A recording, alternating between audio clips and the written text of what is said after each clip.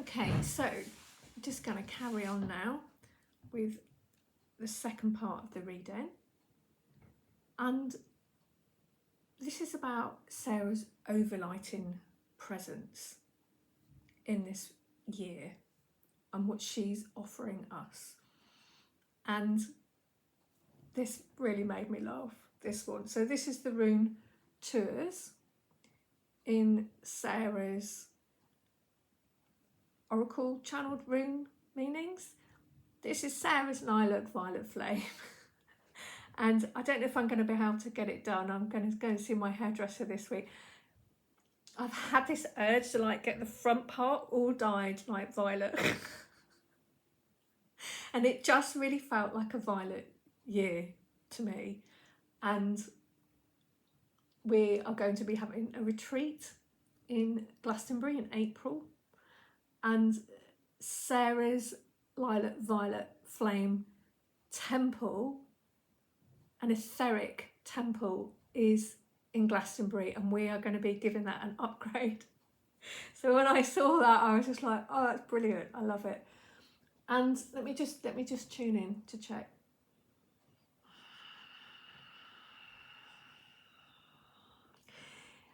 Yeah, so much of our work has been with transforming. Our evolutionary processes are already, the blueprints are there a lot, mostly. It's the blocks and things that are in the way. So the violet flame comes in and like clears all that. And you know, many ascended masters and also us and other deities and light beings, we all have like our own specific vibration of the violet flame that is geared towards our work. And Sarah's is like an evolutionary, it's sort of geared for the new earth and the new humanity, and working with all of the ley lines and the new earth grid, and yeah, just whew. And it feels like this year it's going to be about that violet flame. There used to be a Heineken advert, it's a beer, lager beer in the UK, and it used to say, it was really corny, but they were funny adverts, and it would have some joke, and then it would say something like Heineken reaches the places that other beers can't reach or something. But that's what comes to mind with this stuff about the violet flame. It's like this year it's going to be getting to those deep places that haven't been reached before, just getting rid of those last bits. So we have that. And then the other card I have here for Sarah's overlighting presence this year, it is the Archangel Charity, and she is the twin flame of the Archangel Shamuel. And let me just have a little feel into that. It's about prayer and contemplation, this card. Connect with heaven, ask and you shall receive. Let me just see what sort of take Sarah wants to put on that.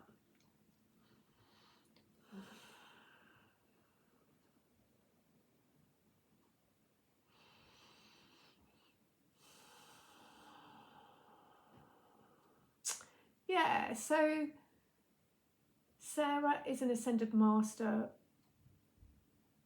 who works very much with polarity, so the light and the dark, the male and the female. In her, there is no separation. Things come into oneness, heaven and earth. So when you call her in, and please remember to call her in, it makes it so much easier to connect up to heaven and anchor down into earth, because her presence, call her presence in. Whatever way you want to, light a candle to her, just say, Sarah, please come here and be with me. You don't need fancy words. If you like fancy words and rituals, fill your boots. I mean, you know, it's all about what makes you happy. But you can do it in ever which way works for you. She will hear you, she will be there. And so important to just take that time and just with your intent, connecting up to those higher places and seeing yourself as a conduit. and anchoring it down into the earth and allowing that inspiration to come through. Sarah is incredible for creativity and inspiration, and connect with heaven. Ask and you shall receive. Very beautiful. So, what we can explore related to our spiritual journey, what we can learn about or learn from related to our spiritual journey, very specific to 2024. So I have this beautiful card here, the Pink Rose of Lady Nada.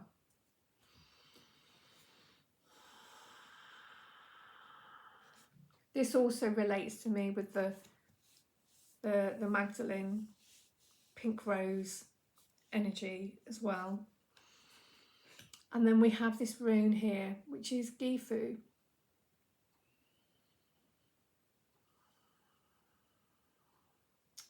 Now it has two equal arms of a cross,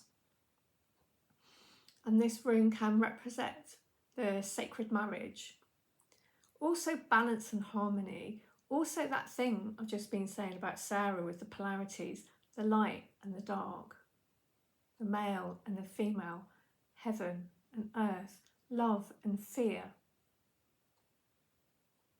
Because it's in our oneness that we connect to our divineness and our humanity. And it's when it's all there that we get the full experience, and it's when it's really good. You know, we really brought it right down here. So let me just see what the two want to say.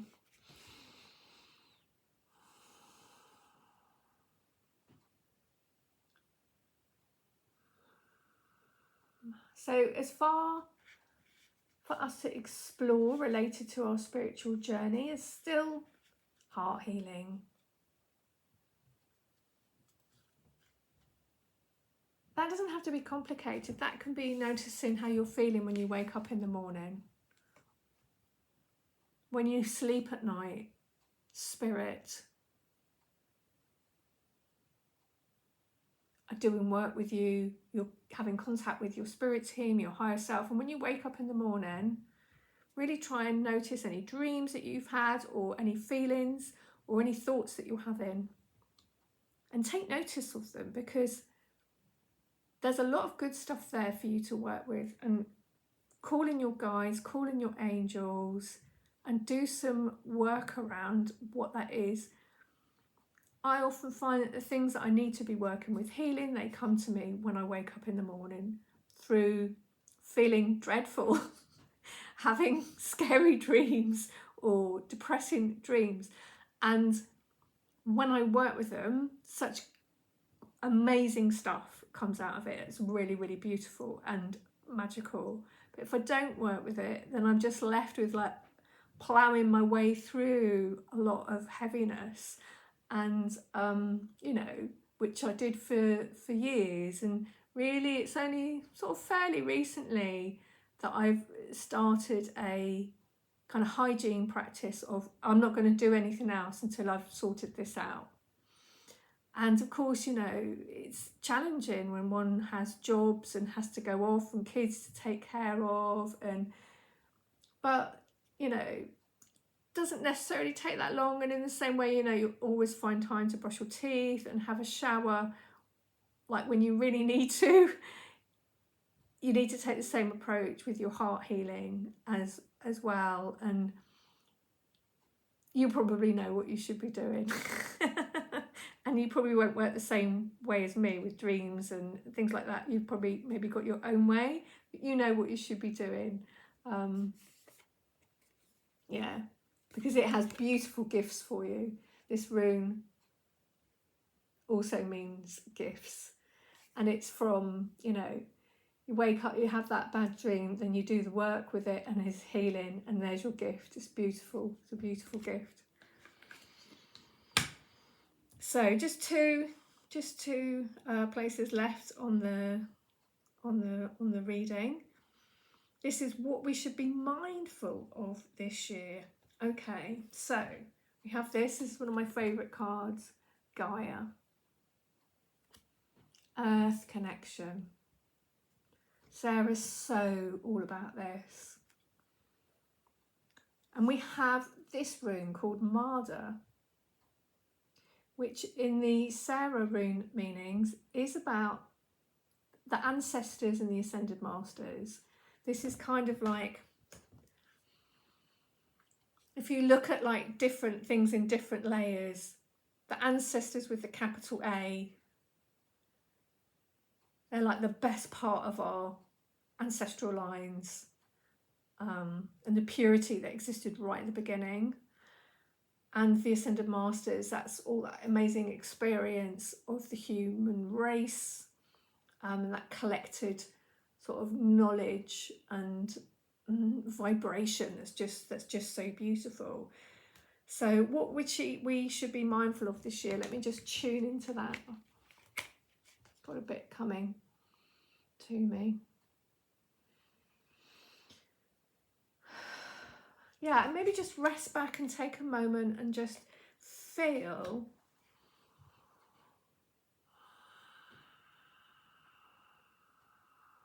the connection you have to the ancestors, to the ascended masters, to all of these beautiful light beings that are directly connected to humanity. And you are connected to that through all of your energy bodies and your physical body. Like, it's very integrated.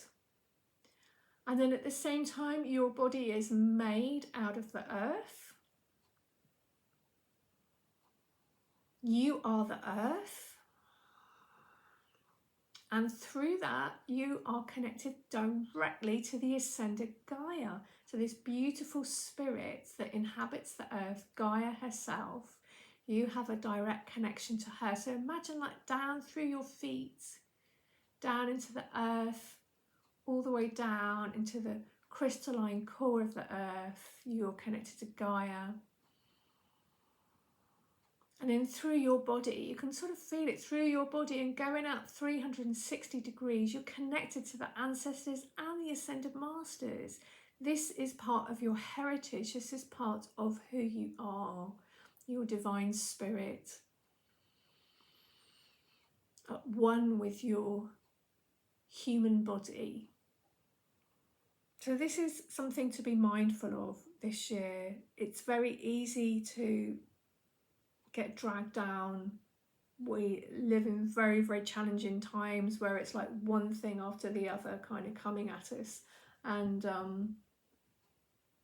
it's really important to remember that it's not all that. It's also this, and to stay connected to those things to keep you going and to give you sustenance, but also like this rune here, to keep you in balance. The light and the dark, the male and the female, heaven and earth, keeps you in balance. Then, okay, what we're gaining from this year. Now, this is interesting. I have this card. This is from Izzy Ivy, Mount Shasta card. Now, I draw this a lot, and I have to look it up because it's not directly obvious to me, and I think, was it that? And I have to check, but it's about our origins. Let me just read it out to you what she says. This card is about origins. It's time to honour and look more deeply into your ancestry, both your bloodline and your etheric lineage. So this is what we're gaining from this year. It's going to be a deeper sense of who we are, where we come from. I mean, you can go out and look for those things. You can do like meditations or readings for it. Or you can also find that the signs and omens are kind of around you everywhere. And you know when things are signs and omens, don't you? Because they just like stand out to you. Like, they speak to you in a different way. And then this rune here, this is a rune called Petre. And in the Sarah meanings, it's quite interesting again. It's very connected to that layer of the earth where there's stone. Now the stone are the memory keepers of the earth, not just for blueprints of our ascension and beautiful crystalline energies and things like that, but also they're the memory keepers of everything that has ever happened. And that includes the Akashic records. So the Akashic records are held by the memory keepers of stone. So we have here Mount Shasta, which is an amazing mountain in California that is representing connecting to our origins, which can be the star beings, which could be lineages that we come from. And we have this layer of the earth, of the stone, but also like the grid lines, also the ley lines, also all of those like energy, bit like this, you know, all these energy lines like flowing around. So let me just tune in and just see if there's an extra layer of meaning for us, what we're gaining from this year.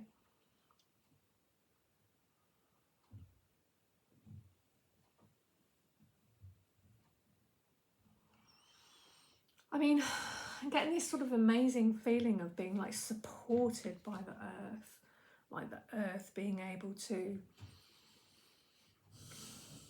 almost like rise up energetically and hold us in the palm of its hands, you know, like our spiritual selves, who we are, understanding ourselves, because most of us have grown up in a way where we're not supported by the culture around us. We haven't been given the training that perhaps we needed when we were teenagers. We were left to survive and find out how to work with our energies that were coming through us. And that's changing now. We are re-getting all these bits that we have lost. And the earth is part of that process as well. We're not separate from the earth. We're made of the earth. And the earth, we've come to the point in our evolution now where the earth can also like give us this very direct help so that we remember and really start to get all the pieces back of ourselves, because we've been very split and cut into tiny bits, and you know, it doesn't make for a strong soul body connection. That's really shifting now. So that's it for today. I'd love to hear your comments. Please write down below and tell me what you think. Lots of love, everybody. Bye for now.